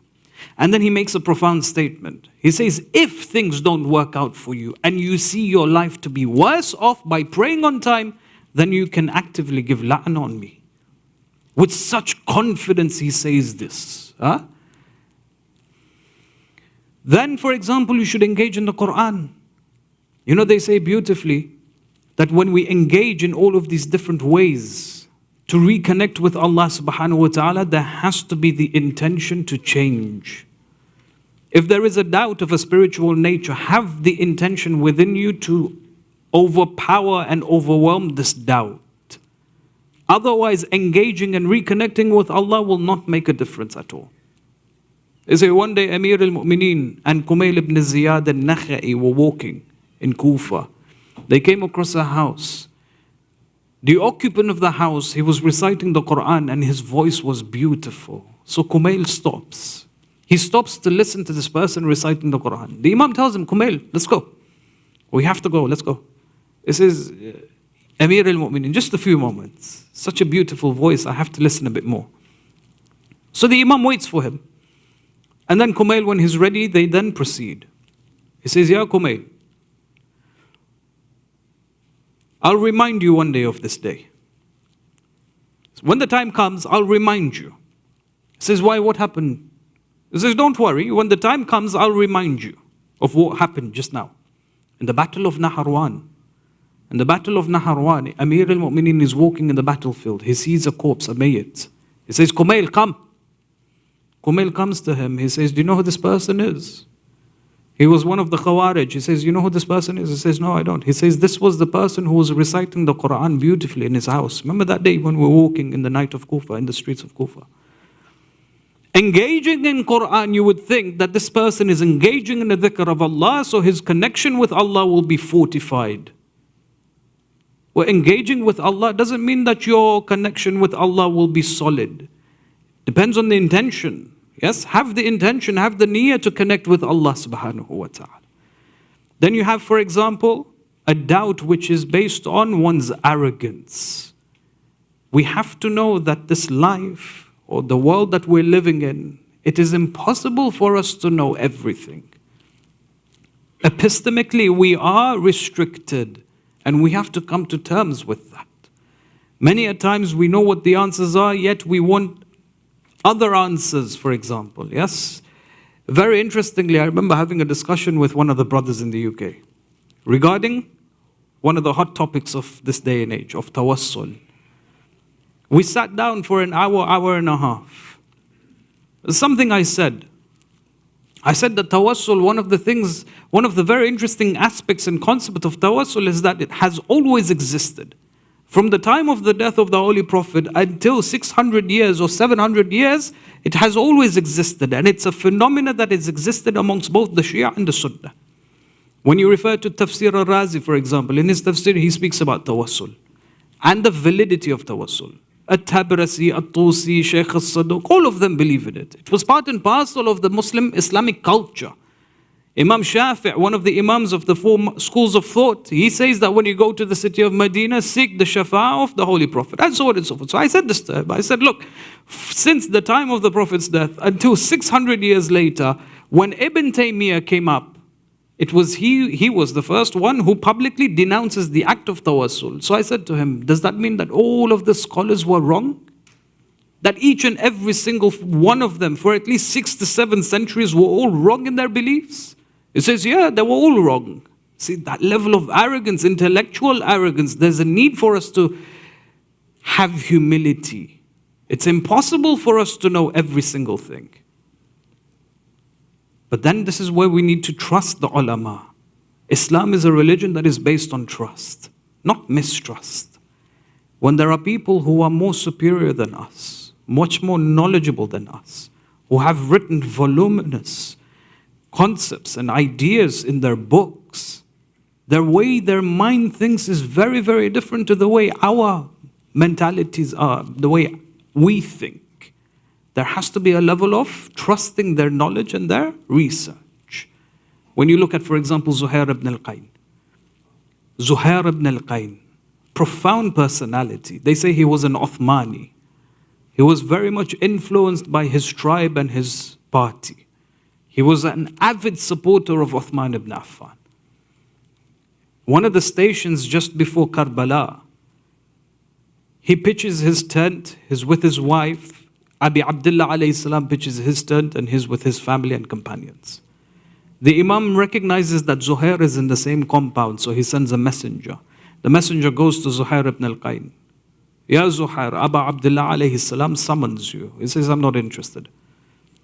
He did not want to meet with the Imam alayhi salam. His wife convinces him, go. His wife was a Shia lover of the Ahlul Bayt. The truth is calling you. The divine appointee of Allah is calling you. Go towards him. So out of hesitancy, he goes to the Imam alayhi salam. The narration says that he sits with the Imam for a few minutes. In a single sitting, he returns to his wife. He tells his wife, listen, go back to the city of Kufa. I'm divorcing you. I'm joining the camp of Abi Abdullah alayhi salam. His wife denies. The narration said that his wife was also part of the camp of the women in Karbala. So his wife joins him. They both joined the camp of Abi Abdullah alayhi salam. What we have in our hands to be the followers of the Ahlul Bayt alayhim as-salam, this is a treasure that none can compare to. And we should make the most of it, not abuse it and squander it. You look at Aliyun al-Akbar. Oh Father, are we not on haqq? On the 10th of Muharram, you look at the valiant nature of Aliyun al-Akbar. This is the beauty of the companions, but much more so with regards to the Bani Hashim and the sons of the Bani Hashim. How young they were and how they were very much willing to give their own lives, the greatest asset they had in their hands for the way or for the sake of the perseverance of preservation of the religion of Islam. Without any hesitancy, he comes towards the Imam alayhi salam in the morning of the 10th. The companions have now given their lives. Now it was time for the Bani Hashim. They say Aliyun al-Akbar approaches Aba Abdullah alayhi salam. He approaches his father, he seeks permission. Many of the companions, they sought permission from the Imam alayhi salam, but the Imam only refused for the children.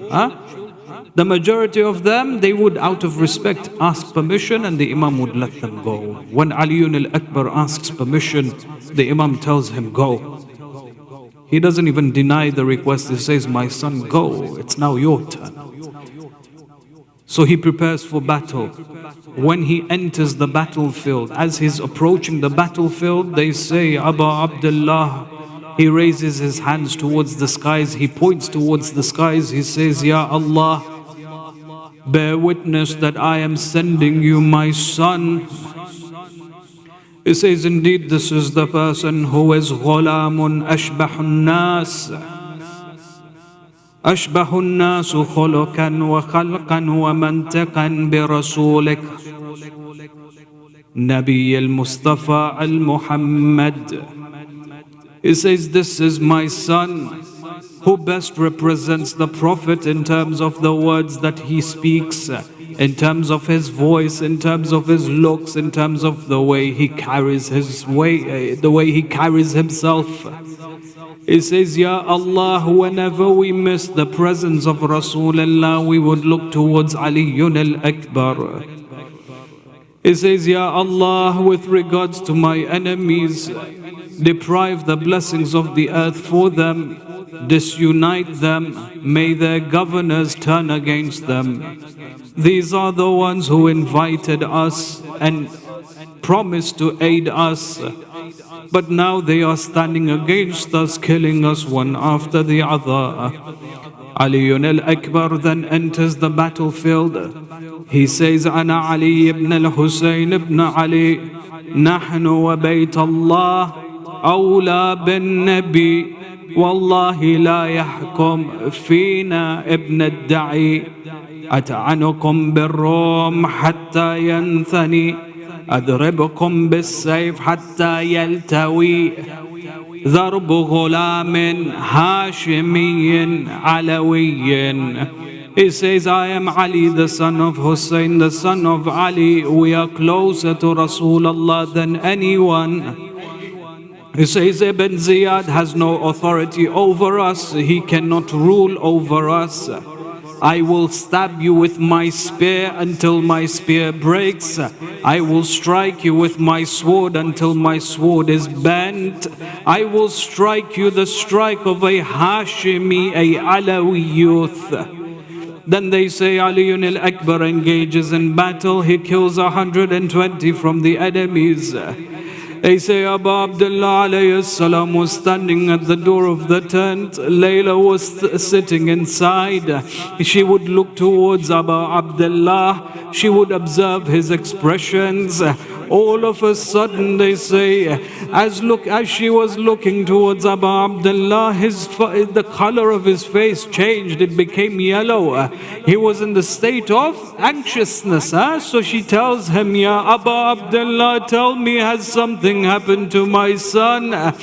He replies, Ya Layla, nothing has happened. But a man, Bakr has approached Ali al-Akbar, and I fear that he will strike Ali al-Akbar. Ali is tired, but he will strike Ali, I don't know. Then all of a sudden, his face, he turns to Layla, he says, Ya Layla, the du'as of a mother is always considered to be mustajab. If you wish to see Ali, then engage in dua. She raises her hands, she says, Ya Allah, you are the one who returned Yusuf to Yaqub. Return my Ali to me so I can see him one last time. Ali kills Bakr. Then he returns to Abu Abdullah. When he returns to his father, he says, Ya Abata, al-atash qad qatalani wa thiklu al-hadid qad ajhadani. He says, my father, the thirst is killing me and the heaviness of this iron has tired me. Is there any water that you may have that I can drink? Then Abu Abdullah replies, he says, oh my son, it breaks the heart of your father that you call out to him but he cannot help, that you seek aid from him but he cannot aid you. He says, oh my son, go to your mother. She has become unconscious. Go meet her and then return to the battlefield. Ali al-Akbar enters the tent. He sees his mother unconscious. He sits alongside Layla. He takes her head, places it on his chest. She wakes up. She says, is this my son, Akbar? Ali responds, it's me, mother. They embrace one final time. Then Ali al-Akbar returns to the battlefield. He kills 200 more. Then Hamid ibn Muslim narrates, he says, a man by the name of Murra ibn Munkad. Murra ibn Munkad, he came forth and he said, Wallah, I will strike this youth. I will strike him in such a way it will break the heart of his father. Then he says, Wallahi, if I do not, may the sins of the Arabs be burdened on my shoulders. He came from behind Ali and stabbed him with a spear, then struck him on the head. They say Ali leaned forward towards his horse, the neck of his horse. The blood that began to flow blinded the horse. Instead of the horse going back to Abu Abdullah, it went towards the enemy lines. When he entered the enemy lines, they began to strike him from all directions. فَقَتَّأُوهُ إِرْبًا إِرْبًا. They began to kill, they began to tear his body apart. Then he calls out, Ya Abba, Ya Abata, Assalamu alayka, Ya Abu Abdullah. They say Abu Abdullah, he mounts his horse and he hastens towards Ali al-Akbar. Some narrations say that when he began moving, Sukaina calls out, Ya Abata, where are you going? He says, I am going to Ali. She says, why are you going in that direction when my brother is in this direction? Why do you go in the wrong direction? Abu Abdullah responds, oh my daughter, do not blame me. The grief of Akbar has blinded me. Then he hastens towards Ali al-Akbar. As he approaches near, he's calling calling out, Waladi Ali, Waladi Ali, my son Ali, my son Ali. As he approaches Ali al-Akbar, he jumps off his horse, he throws himself alongside Ali al-Akbar, he takes his head, he cleans off the blood, he places it on his lap. Then he says, may Allah curse your killers, my son. But there was something strange. Abu Abdullah noticed that Ali al-Akbar is happy, but at the same time is sad. Two emotions. So he asks his son, he says, my son, why are you happy and why are you sad? He says, my father, I can see the gates of heaven open. The angels, amongst them Rasulullah, has descended, in his hands a cup of water. He is telling me to come towards him, but when I look towards the other direction, I see Bibi. She is looking at my wounds.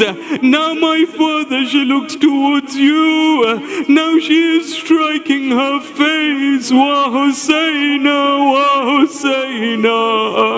Then all of a sudden Ali al-Akbar stops moving and his voice becomes quiet.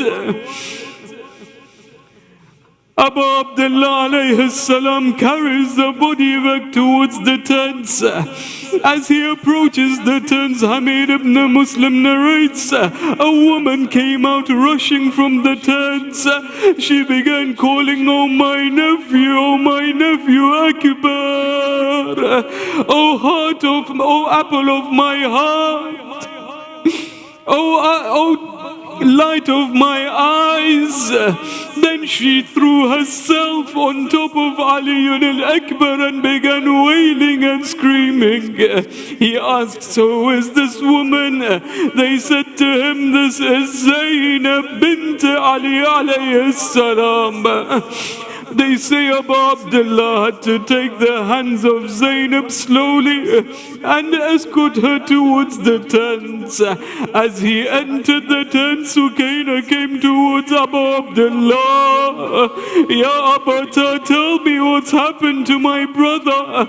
As she was leaving the tent, Abu Abdullah stops her. Oh my daughter, have patience, be steadfast. She replies, my father, tell me, how can I be patient when they have killed my brother? إنا لله وإنا إليه راجعون سيعلم الذين ظلموا أي منقلب ينقلبون.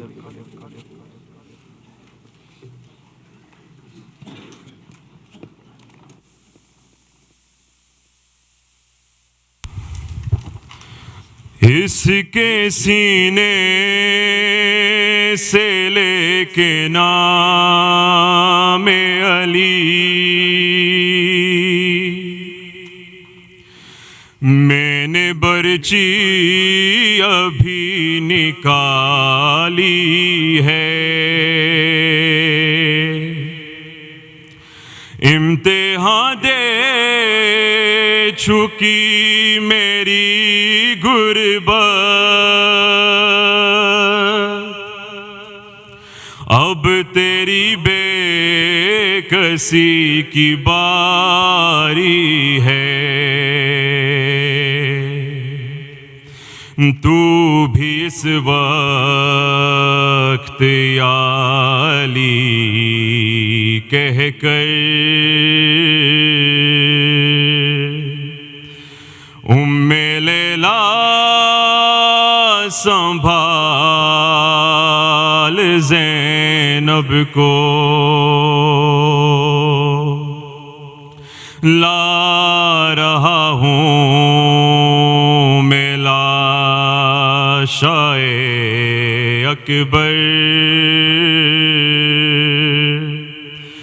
उम्मे लैला संभाल ज़ैनब को नौजवान लाश है ज़ईफ़ी है मेरी نظروں سے دیکھ منظر کو، کیسے ہم شیر کو سنبھالوں گا، میں سنبھالے ہوئے ہوں اکبر کو، تیرا احسان ہوگا یہ مجھ پر،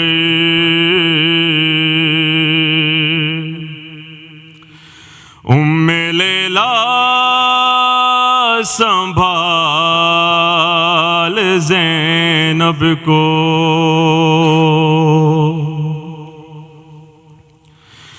دو نگینے تھے اس کی جھولی میں، دونوں اکبر پہ کر دیا صدقہ، صبر ایسا کہ اپنے بیٹوں پر میں نے روتے اسے نہیں دیکھا، ہے مگر اب یہ لاشائے اکبر، ام لیلا سنبھال زینب کو،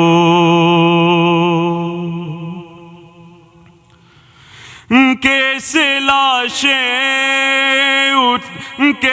لاشیں جواں اٹھائے ہوں،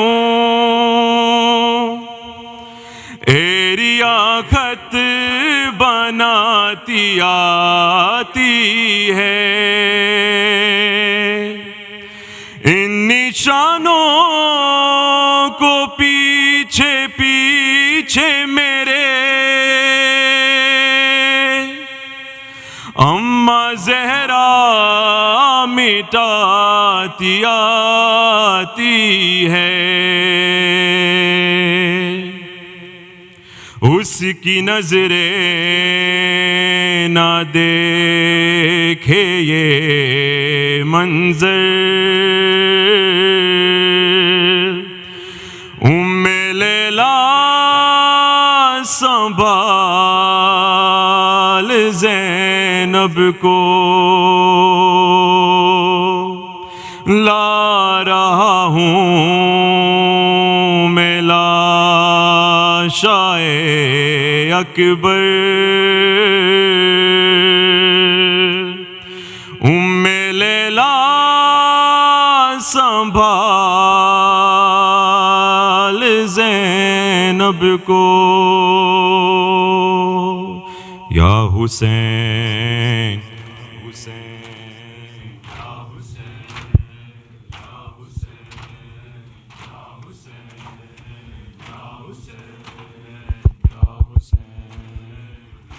علی علی اکبر علی علی علی علی اکبر علی علی شبی ہے پیمبر علی علی شبی ہے پیمبر علی علی سب مل کے علی علی اکبر علی علی علی علی اکبر علی علی شبی ہے پیمبر علی علی شبی ہے پیمبر علی علی علی علی اکبر علی علی علی علی اکبر علی علی شبی ہے پیمبر علی علی شبی ہے پیمبر علی علی اے جانا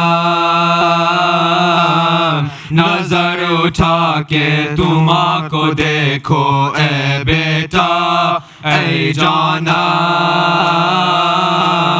کیوں سر جھکائے کھڑے ہوئے ہو اے بیٹا اے جانم تم ہی تو مادر کا آسرا ہو اے بیٹا اے جان مادر علی علی اے جان مادر علی علی شبیہ پیمبر علی علی شبیہ پیمبر علی علی علی علی اکبر علی علی علی علی اکبر علی علی شبیہ پیمبر علی علی شبیہ پیمبر علی علی اے جانم نبی کی صورت نبی کی سیرت اے اکبر اے جانم نثار تجھ پہ جہاں کی عظمت اے اکبر اے جانم پکارتی ہے تجھے شہادت اے اکبر اے گل حیدر علی علی اے گل حیدر علی علی شبیہ پیمبر علی علی شبیہ پیمبر علی علی علی علی اکبر علی علی علی علی اکبر علی علی شبیہ پیمبر علی علی شبیہ پیمبر علی علی اے جانا میرا سحر والا اکبر میرا سحر والا اکبر اکبر میرا سحر والا اکبر اکبر میرا سحر والا اکبر زخم دل کے دکھاؤں میں کیسے زخم دل کے دکھاؤں میں کیسے تیرا لاشا اٹھاؤں میں کیسے اکبر میرا سحر والا اکبر اکبر میرا سحر والا اکبر اکبر میرا سحر والا اکبر اکبر میرا سحر والا اکبر لاش اکبر بے شاہ جب پہنچے دل کو ہاتھوں سے تھام کر بولے